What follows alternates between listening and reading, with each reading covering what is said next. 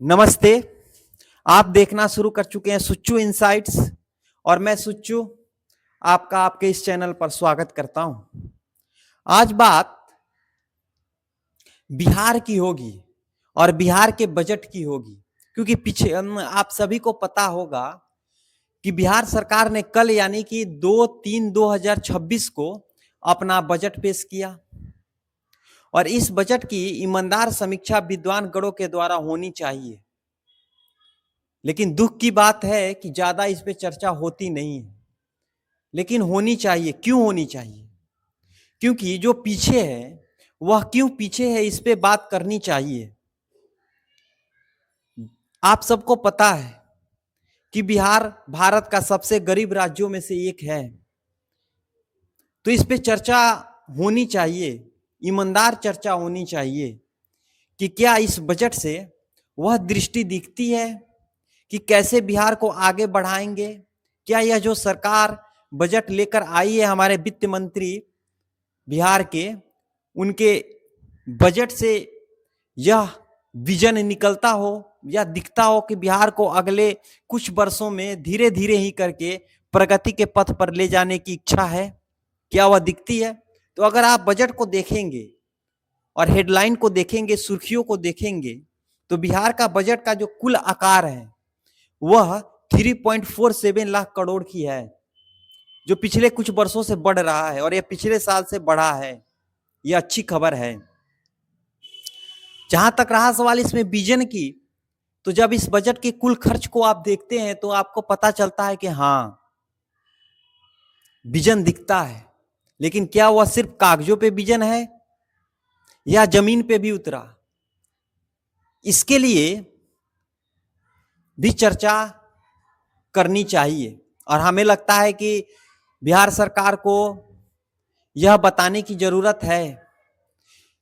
Vision इसलिए दिखता है, मैं जो कह रहा हूं विजन दिखता है, कागज पे ही सही लेकिन विजन दिखता है। विजन इसलिए दिखता है कि बिहार का जो कुल बजट है उसमें से लगभग 17.32% का जो खर्च है वह शिक्षा पे हो रहा है। यानी कि 100 रुपये में 17.32% शिक्षा पे हो रहा है, जो सबसे अधिक खर्च हो रहा है, जो एक अच्छी बात है। क्योंकि गरीब समाज, गरीब राज्य, गरीब घर अगर शिक्षा पे खर्च कर रहा हो अपनी आमदनी का अधिक से अधिक रुपया, तो ऐसा माना जाता है कि उसका भविष्य सुनहरा होगा और विद्वान लोग भी इसको मानेंगे। लेकिन क्या रुपया खर्च कर देने मात्र से शिक्षा सुधर जाएगी या पैसे का उचित खर्च करने से होगा? आप पैसा तो खर्च कर रहे हैं। अगर मैं मान लू 100 रुपये अगर बिहार का बजट है, उसमें से 17 रुपया लगभग लगभग आप शिक्षा पे खर्च कर रहे हैं, जो कि सबसे अधिक है। यह आपके लिए प्रशंसा के योग्य बात है। लेकिन जो आप खर्च कर रहे हैं वह क्या सही खर्च कर रहे हैं? क्या उससे जो आपको प्राप्त हो रहा है वह अच्छा प्राप्त हो रहा है? क्योंकि नीतीश कुमार सरकार जो है वह पिछले कई वर्षों से लगातार शिक्षा पे सबसे अधिक खर्च करती है। बिहार सरकार शिक्षा पे सबसे अधिक खर्च करती है, लेकिन उससे बिहार की शिक्षा व्यवस्था मुझे तो नहीं लगता कि सुधर रहा है। क्योंकि उसके जो आउटकम है, जो हमें प्राप्त हो रहा है, इनपुट तो आप डाल रहे हैं लेकिन आउटपुट आप क्या प्राप्त हो रहा है, क्या वह सही प्राप्त हो रहा है या नहीं हो रहा है, इस पे चर्चा बहुत कम होती है। और अगर होती है तो वह सबसे निचले कर्म की होती है, अच्छी नहीं दिखती है। तो क्या पैसे आप खर्च कर कम कर रहे हैं? लेकिन पैसे तो आप सबसे अधिक खर्च कर रहे हैं, लेकिन उसके बावजूद भी आपको वह बेनिफिट प्राप्त नहीं हो रहा है जो आप प्राप्त करना चाहते हैं, ऐसा मुझे लगता है। 68.12 यानी कि 68.12 हजार करोड़ रुपया जो है वह शिक्षा पे खर्च हो रहा है। लेकिन शिक्षा व्यवस्था की हालत कैसी है यह बिहार में, इसे भी बताएं। आप खर्च तो रुपया कर रहे हैं, लेकिन हालत कैसी है उसे भी स्पष्ट और ईमानदार ईमानदारी के साथ आप बताएं, आप 2005 से इसकी तुलना ना करें, आप 2020 और 2025 से इसकी तुलना करें कि 2020 में शिक्षा की हालत क्या थी, आज क्या है, इस पे चर्चा करें। सरकार अधिकतर बार मैं देखता हूं कि 2005 से शुरू करती है गणना, जो कि गलत है, मुझे ऐसा लगता है। पढ़ाई की क्वालिटी कैसी है स्कूल की, इस पे बात करें। सरकारी विद्यालयों को अधिक मात्रा में खोलने मात्र से क्या बच्चे पढ़ रहे हैं या बच्चे पढ़ लेंगे? आपका उद्देश्य क्या है शिक्षा पे अधिक खर्च करने का, यह स्पष्ट करना चाहिए सरकार को कि जो अधिक रुपया आप खर्च कर रहे हैं वो किस लिए कर रहे हैं। क्या गुणवत्ता बढ़ाने के लिए कर रहे हैं? वेतन में अधिक खर्च हो रहा है, स्कूल बनाने में अधिक खर्च हो रहा है, कहां हो रहा है यह पैसा? तब तो प्रश्न उठेगा ना। स्कूल खोलने मात्र से हर गांव में, हर वार्ड में स्कूल खोल देने से क्या बिहार की सरकारी स्कूल की जो शिक्षा व्यवस्था है वह सुधर जाएगी? खुल तो रही है। बिहार के गांव गांव में आपको विद्यालय दिखाई देंगे, सरकारी विद्यालय, लेकिन क्या वहां पढ़ाई हो रही है? वहां की पढ़ाई की क्या स्थिति है? क्या वहां से पढ़ के बच्चे हमारे बिहार के यूपीएससी, बीपीएससी, नीट की परीक्षा को क्लियर कर पाएंगे? सरकार को बतानी चाहिए कि पिछले 10 सालों में कितने बच्चे सरकारी विद्यालयों से पढ़ के बिहार में रह के इन परीक्षाओं में सफल हुए हैं।